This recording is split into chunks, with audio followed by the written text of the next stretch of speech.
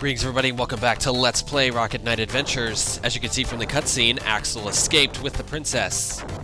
So we are hunting him down, and we've actually made our way to the Evil Pig City, which has a sort of industrial theme to it, as opposed to the countryside fantasy type setting we had earlier. But that's okay, Sparkster knows his mission, he knows what he has to do, and he will stop at nothing to save the princess. And we let that pig get away, but whatever, no matter.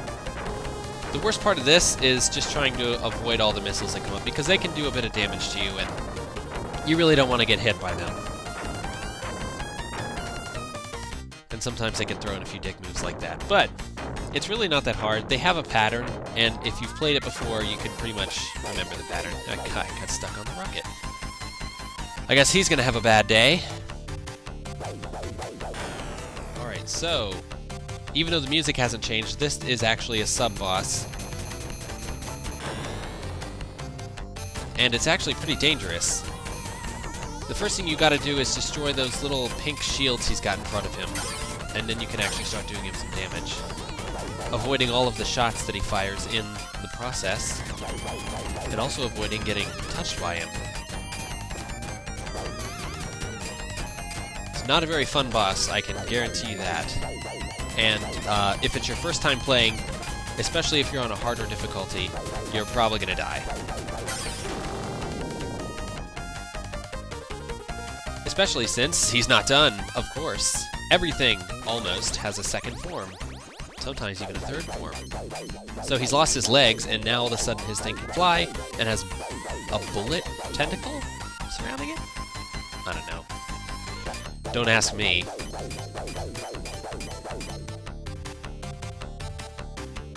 It's actually very easy to avoid. It also follows a pattern. And that's going to be it for him. I promise he's actually destroyed this time. We're going to crash our way into the metal building for some reason. We're going to get a 1-up right off the bat. Okay, those pig armored guys, you do not want to touch them. They're very deadly. This is kind of a tower of puzzles and gimmicks. But hey, who am I to complain? Ooh, nice elevator music.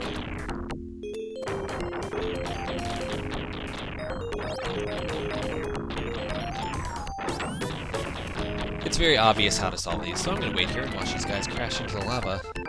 Because it's funny. And if you don't think it's funny, you can get out, like I said. Anyway, hey, that's boss music. At least sub-boss music. But there is no sub-boss.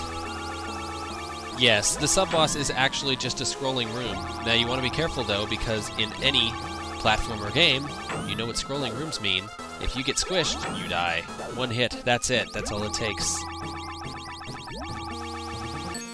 Another 1-up that was kind of easy to get. We have 10 lives now. Trust me, I will probably need them later. I'm not dying much right now. And when I say much, I mean not at all. But later, I'm probably gonna die. Even though I'm, you know, fairly good at this game.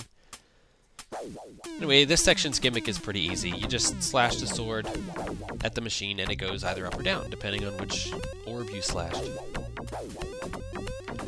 I really like this music. It kind of has a, I don't know, like a, well, that funky part had kind of a Toe Jam and Earl kind of vibe to it. So as you can see, this section just has the alternating music. This part here, however, takes the elevator platform gimmick to a different level. That first room that we were in kind of trained you in how to use it. There was really nothing dangerous in the room. If you bump into a wall, your elevator disappears. Now, as you can see, there's a bunch of glowing spikes around, so we don't want that to happen now, do we?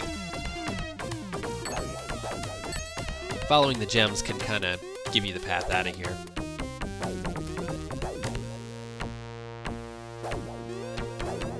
I'm catching a theme here of the 90s, in that mammal with the attitude, kind of Sonic the Hedgehog type of thing, in that the good guys are always peaceful, living in the countryside, not bothering anybody. And the bad guys are always industrial.